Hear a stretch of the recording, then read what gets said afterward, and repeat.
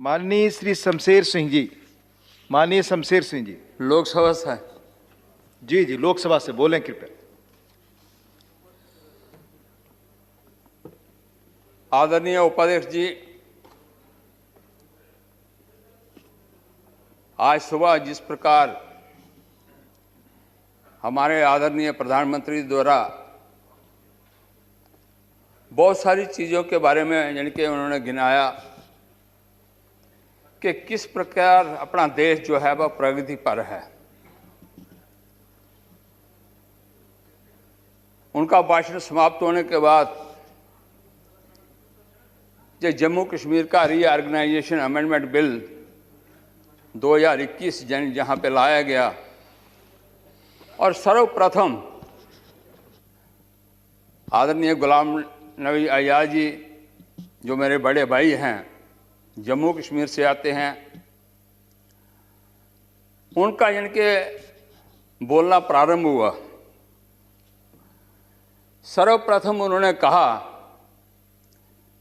कि अगर जम्मू कश्मीर में देखा जाए तो किसी प्रकार की भी विकास के नाम की कोई चीज़ वहाँ पे नहीं है। ये हम सब जानते हैं कि पिछले 2 वर्षों के कार्यकाल में जिस प्रकार पूरे देश भर में हमारी केंद्र सरकार ने कितनी यानी कि योजनाएं जो हैं वो प्रारंभ की हैं और प्रारंभ करने के बाद उसको कैसे इम्प्लीमेंट करने का प्रयास किया जा रहा है, किंतु शायद उन्हें दिखता नहीं, लगता नहीं। उन्होंने एक उदाहरण दिया था कि बटोत से लेकर बनाल तक 30 किलोमीटर का एरिया है, वहाँ पे यानी कि सड़कें बंद हो जाती हैं, वहाँ जाना मुश्किल हो जाता है। लेकिन उन्होंने स्पष्ट क्यों नहीं किया कि बरसात का मौसम, पहाड़ी क्षेत्र और उस पहाड़ी क्षेत्र में यानी कि बर्फ़ गिरने की वजह से जब बर्फ़ पिघलती है तो वहाँ पे लैंडस्लाइड होती है। ये आज से नहीं, 47 से नहीं, ये परंपरागत जब से रहा होगा वो क्षेत्र हमेशा उस प्रकार के लैंडस्लाइड्स होती होंगी, वो रास्ते बंद होते होंगे, गाड़ियां नहीं चल पाती होंगी। तो इसलिए एक चीज़ को लेकर बोलना और केवल मात्र वो चीज़ बोलना जो चीज़ जो है वो उचित नहीं है। और दूसरी मैं ये बोलना चाहूँगा कि किस प्रकार की आज जम्मू कश्मीर में यानी कि विकास के लिए हमारा काम इतना तीव्र गति से यानी कि आगे बढ़ रहा है, ऐसा कोई भी प्रदेश नहीं रहा होगा। मैं सबसे प्रथम कहना चाहूँगा कि जहाँ पे 3-3 एम्स दिए गए हों, जम्मू में यानी कि अलग से एम, कश्मीर में अलग से एम, अब लद्दाख यानी कि दूसरी ड्यूटी बन गई है तो लद्दाख में तीसरा एम्स, यानी कि कई स्थानों पे एक एम्स नहीं मिलता होगा और वहाँ पे यानी कि 3-3 एम्स।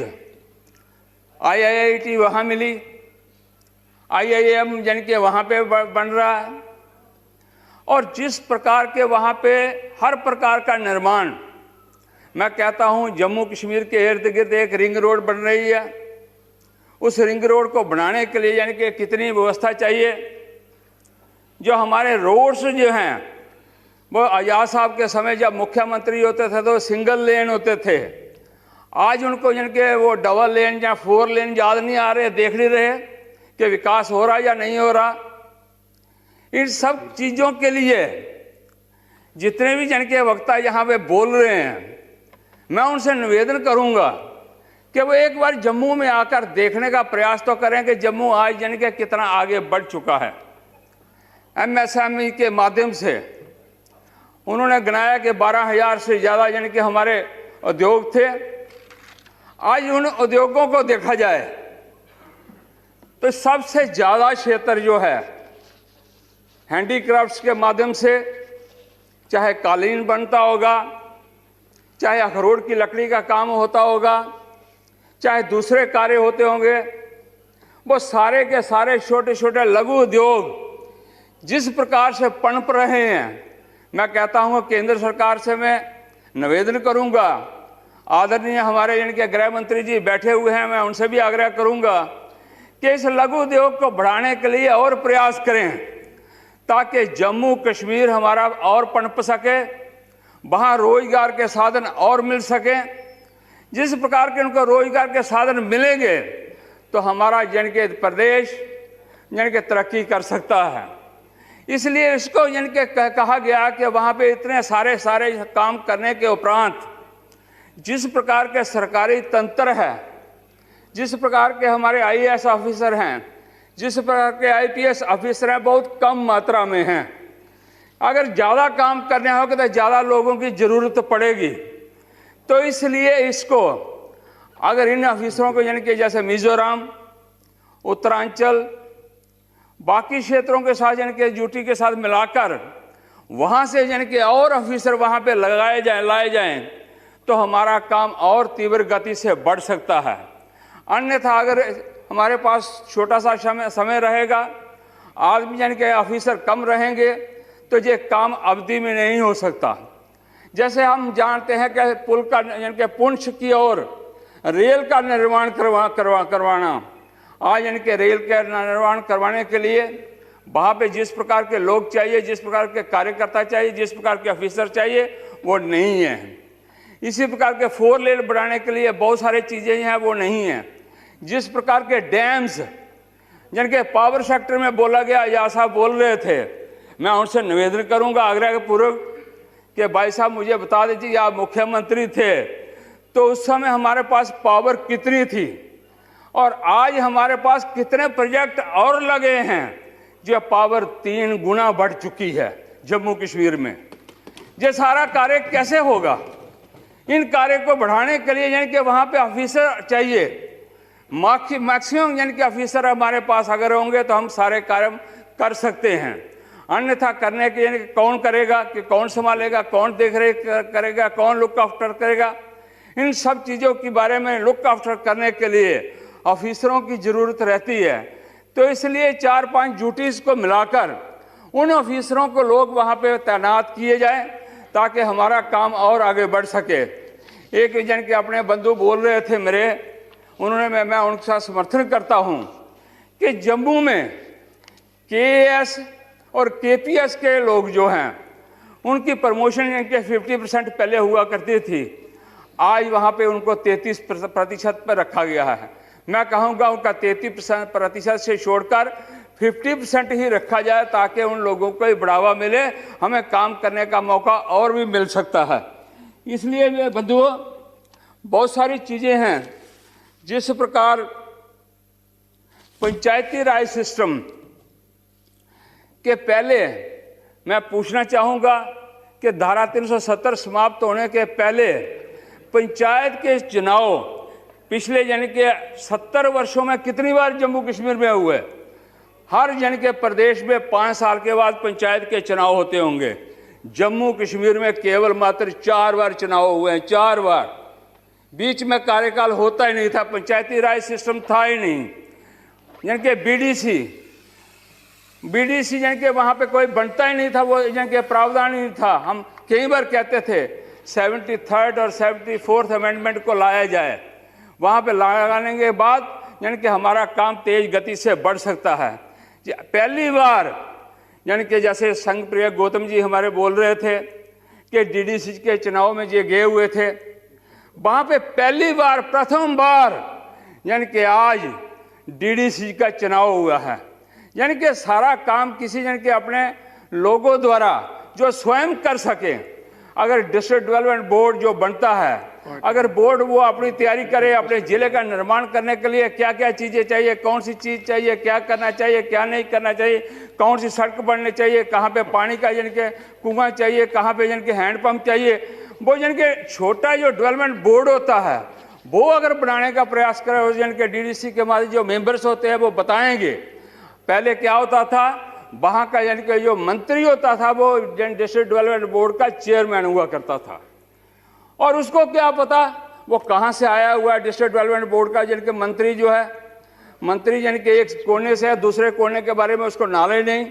वहाँ पे जिनके जरूरत है डिस्ट्रिक्ट डेवलपमेंट बोर्ड में क्या क्या चीज़ें आनी चाहिए, उन्होंने ऑलरेडी खाका तैयार करके रखा होता था।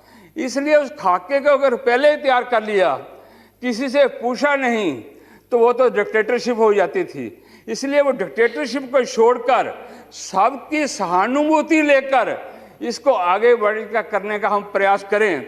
इसलिए इस सिस्टम को इम्प्लीमेंट किसने किया, वो भारतीय जनता पार्टी और आज की ये केंद्र सरकार द्वारा धारा 370 को समाप्त करने के उपरांत इसको चलाने का प्रयास किया है। हम कई बार कह चुके हैं, कई चीज़ें होती हैं जिसके बारे में अवश्य मैं बोलना चाहूँगा कि मैं जिस प्रकार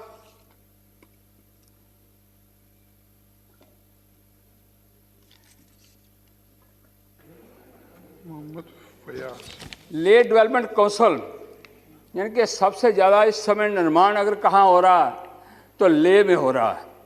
सबसे ज़्यादा आप देख रहे होंगे कि वहाँ पे जिस प्रकार का पैसा जा रहा है, आगे जो पैसा जाता था, मैं एक बात अवश्य रखना चाहूँगा, पहले भी रखा मैंने, कि आज तक जम्मू कश्मीर की अपनी आय बिल्कुल नहीं थी। वो केवल के केवल केंद्र पर आश्रित होते थे। केंद्र यानी कि हमें क्या देगा, कितना देगा, उस पर हम आश्रित सारे रहते थे।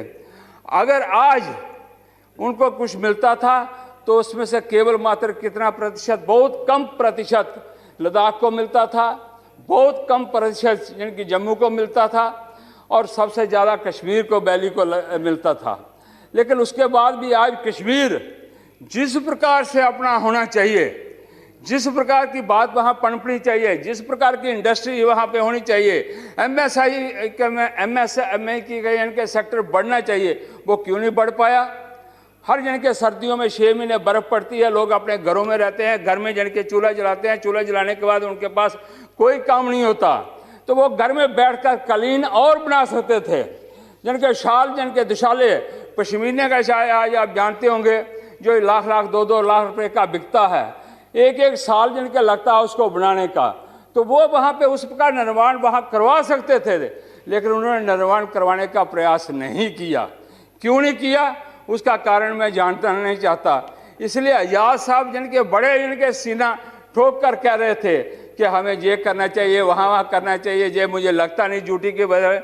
इसलिए मैं चाहता हूँ कि जितने भी ऑफिसर जिनके जम्मू कश्मीर में भेजे जाएँ, बाकी स्टेटों के साथ जिनके विलय किए जाए, ताकि वहाँ का निर्माण, वहाँ का कार्य, वहाँ की गति, जिस गति से जिनके हमें चलना पड़ेगा, हम उस गति से चलकर जम्मू कश्मीर का नया निर्माण करवा सकते हैं।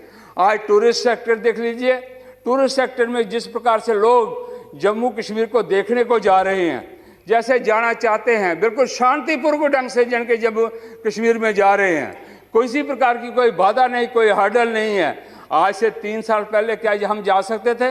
हम डरते थे कि वहाँ जाएंगे तो वहाँ क्या हो जाएगा, ना जाने के जन के वहाँ के गोली हमारे सीने में लगेगी, हो सकता है। इस प्रकार का भी डर वहाँ बैठा हुआ था। इस बार गुलमर्ग, पहलगाम, श्रीनगर में लाखों के हिसाब जाने के पर्यटक गए होंगे। अगर पूरे के पूरे होटल देखे जाएं तो सारे के सारे पैक हुए थे। वहाँ पे रहने के लिए व्यवस्था नहीं हो पाई थी, इतनी बड़ी लोग गए हुए थे। वो क्यों हुए? क्योंकि आज शांति वहाँ पे बन रही है। दूसरा, सीमा क्षेत्र में जिस प्रकार से यानी कि हमने बॉर्डर का, रोड्स का निर्माण किया, जहाँ आर्मी हमारी आराम से वहाँ पे जा सकती है, यानी कि दिन प्रतिदिन पाकिस्तान तो षड्यंत्र करता ही है, लेकिन उसको रोकने के लिए सबसे प्रथम है कि रोड्स ठीक प्रकार से चलें, ताकि हमारे एम्युनिशन के जिनके सारी चीज़ें जो हैं, जैसे गाड़ियां हैं, वो सरपट दौड़ सकें, तुरंत वहां पे पहुंच सके, इलाज हो सके। आई बाई हेलीकॉप्टर हम इलाज कहीं करवाने के लिए उनको लाते हैं। पहाड़ी क्षेत्र है, पहाड़ी क्षेत्र में पूरे का पूरा निर्माण अलग प्रकार से हो रहा है। इसलिए मैं कह रहा हूँ कि IAS ऑफिसर, IFS ऑफिसर, इन ऑफिसरों को और IPS तीनों ऑफिसरों को तुरंत मैक्सिमम जम्मू कश्मीर में भेजने का प्रयास करें, मैक्सिमम वहाँ पे लगाने का प्रयास करें। अगर वहाँ पे आ गए तो हमारी गति जो है वो तेज हो सकती है, हम आगे बढ़ सकते हैं। अन्यथा अगर प्रधानमंत्री द्वारा इनके इस प्रकार का शमशेर सिंह जी अब आप समाप्त करें, आपका समय। एक मिनट में, प्रधानमंत्री जी द्वारा जिस प्रकार का कार्य जम्मू कश्मीर का अपने हाथ में लिया, उन्होंने क्या अपने हमारे कर्ज जन के जिस प्रकार का अपना खजाना खोला हुआ है, उन्हें खजाना खोलकर जम्मू कश्मीर का नया निर्माण करना चाहते हैं, जम्मू कश्मीर के लोगों को बढ़ावा देना चाहते हैं। इन्हीं शब्दों के साथ मैं अपनी वाणी को विराम देता हूं। भारत माता की जय।